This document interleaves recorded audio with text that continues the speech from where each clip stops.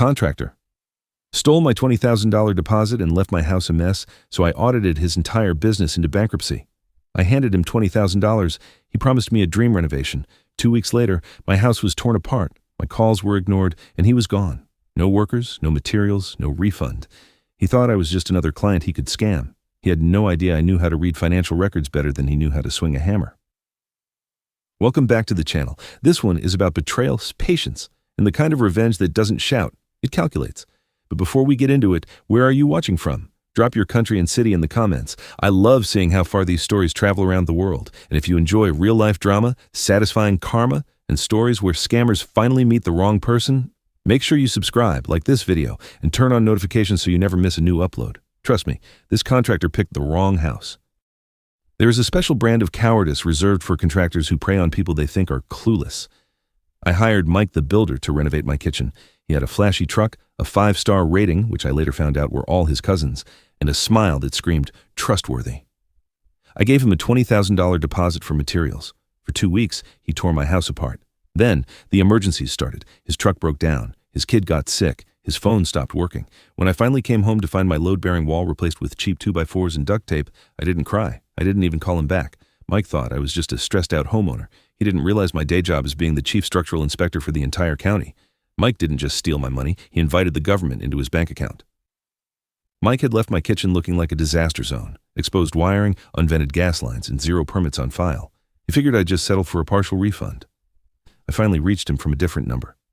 "Look, lady," Mike scoffed over the phone, "construction is messy. If you want it done right, you need to stop nagging and send another $5,000 for permitting fees. Otherwise, enjoy your open concept rubble." I didn't send the $5,000. Instead, I went to the office and pulled Mike's license. It was expired. I pulled his insurance. It was a forged PDF. Then, I pulled his active job sites across the city. He had 7 other projects going on, all under different dummy company names. As chief inspector, I didn't need a favor. I just needed to do my job. I organized a multi-agency task force, building, electrical, plumbing, and the Department of Labor. "Hey, Mike," I texted him, "I'm at the job site on 5th Street, the one where you're currently pouring a foundation without a rebar inspection. You might want to get here. You have company." When I arrived at his biggest project, a $1 million custom build, Mike was there, pale as a sheet. Every single one of my inspectors was slapping bright red "Stop Work Order" stickers on his windows. "You can't do this," Mike yelled, waving his arms. "This is harassment. I'll sue the city." "Actually, Mike," I said, pulling up my official badge and the 50-page violation report, "we're doing this because you're a public safety hazard. You've been using unlicensed labor, skipping inspections, and, my personal favorite, stealing deposits to fund other illegal builds. This isn't a nagging homeowner. This is the county." The homeowner of the $1 million house walked out, saw the red tags, and heard the word fraud. He looked at Mike and said, "My lawyer will be in touch by the time you leave the driveway." Mike didn't just lose my $20,000. He lost his truck, his license, and his business. Between the city fines and the lawsuits from the other homeowners I alerted, he ended up owing over $400,000. He tried to cut corners on my kitchen, and now he's restricted to renovating a prison cell for tax evasion. He was right about one thing: construction is messy, especially when you're building a life on a foundation of lies. I sat in my home office, the only room in my house that didn't have a hole in the ceiling, and opened the county's master permit portal. Mike thought he was being clever by using a business name that didn't match his truck. He didn't realize that in my database, everything is linked by a phone number and a social security digit. I pulled his file. Mike wasn't just a bad contractor, he was a serial ghost. He had 8 active renovations across the county. Total permits pulled? 0. Total licensed electricians on his payroll? 0. He was running a Ponzi scheme with kitchens, taking deposit A to finish project B while leaving project C in shambles. Then I saw it. His biggest job, a massive $200,000 deck and pool house for a local cardiologist. I checked the site photos uploaded by a neighbor who had complained about noise. Mike had installed the support beams directly into the dirt without concrete footings. It wasn't just shoddy, it was a death trap. I didn't call Mike. I called the heavy hitters. "Hey Jim, this is the chief. I need an electrical lead and a plumbing supervisor at 452 Maple Drive in 20 minutes. We're doing a surprise sweep, and call the Department of Labor. I've got a hunch Mike's crew isn't carrying workers' comp." I drove to his main site. I saw Mike sitting in his flashy truck, eating a steak sub, probably paid for with my $20,000. He saw my car pull up and started to smirk, reaching for his phone to give me another emergency excuse. Then he saw the 3 marked county SUVs pull in behind me. His smirk didn't just fade, it turned into a look of pure, unadulterated terror. He tried to start his engine, but I was already at his window with a clipboard that was about to end his career. "Lunch is over, Mike," I said, tapping the glass with my badge. Let's talk about that load-bearing duct tape. The scene at the cardiologist's mansion was a bloodbath of red tape. My inspectors were crawling over the property like ants.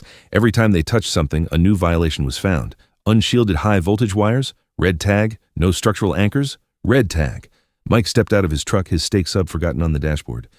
"You can't do this! You're overstepping! This is a private contract!" "It was a private contract until you created a public safety hazard, Mike," I said, my voice as cold as the marble he never installed in my kitchen. "As of 10 minutes ago, every single one of your active job sites in this county has been shuttered. Your crew, who, by the way, have no workers' comp, are currently being interviewed by the Department of Labor." The cardiologist walked out of his front door, his face turning purple as he saw the unsafe to occupy sign being slapped onto his new pool house. "What's going on?" the doctor roared. "Mike, you told me the inspections were passed last week." "He lied to you, doctor," I intervened, handing the man my business card. "He never even pulled the permits. He took your money and used it to buy that truck, and I suspect my missing $20,000. He's been running a pyramid scheme with your homes." Mike looked at the doctor, then at me, then at the 3 county SUVs blocking his exit. He knew the math. The fines for working without permits, the labor violations, and the impending lawsuits from every homeowner he'd ghosted added up to a number he couldn't even spell. "I'll give you the money back," Mike pleaded, his voice cracking. "Just lift the tags. I'll fix your kitchen for free." "With what license, Mike?" I asked. "The state board just received my formal recommendation for your permanent revocation. You aren't fixing a birdhouse in this state ever again."